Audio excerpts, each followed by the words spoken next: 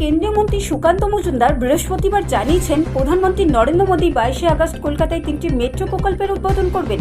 Modi green লাইনের শিয়ালদাহ এক্সপ্ল্যানেড অংশ, orange লাইনের হেমন্ত মুখোপাধ্যায় রুবি ক্রসিং বেলেঘাটার অংশ এবং ইয়েলো লাইনের নোয়াপাড়া জয় হিন্দ বিমানবন্দরের অংশ উদ্বোধন করবেন।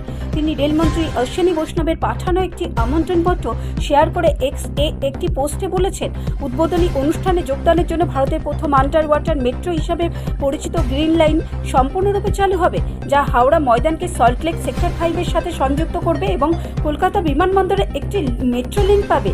উদ্বোধনী অনুষ্ঠানটি শহরের উত্তর শহরতলিতে ইয়েলো লাইনের যশোর রোড মেট্রো স্টেশনে অনুষ্ঠিত হবে। চিঠিতে বলা হয়েছে যে বর্তমানে গ্রিন লাইন দুটি বিচ্ছিন্ন অংশে কাজ করছে। হাওড়া ময়দান এক্সপ্ল্যানেড এবং শিয়ালদাহ সল্টলেক সেক্টর 5 শহরের কেন্দ্রীয় অংশে বউবাজারে ধারাবাহিকভাবে ধসের কারণ শিয়ালদাহ এক্সপ্ল্যানেড সেকশনের নির্মাণ কাজ ব্যাহত হচ্ছে। শিয়ালদাহ এক্সপ্ল্যানেড সেকশনের বহু প্রতীক্ষিত উদ্বোধন লক্ষ লক্ষ মানুষকে তথ্য প্রযুক্তি কেন্দ্র সেক্টর 5-এর ভ্রমণের সহায়তা করবে, কারণ গ্রিন লাইন এক্সপ্ল্যানেডের ব্লু লাইনের সাথে সংযুক্ত হওয়ার পাশাপাশি হাওড়া এবং শিয়ালদাহ রেলওয়ে স্টেশনগুলিকে সংযুক্ত করবে। ব্যুরো রিপোর্ট, রাষ্ট্রীয় প্রসার বাংলা।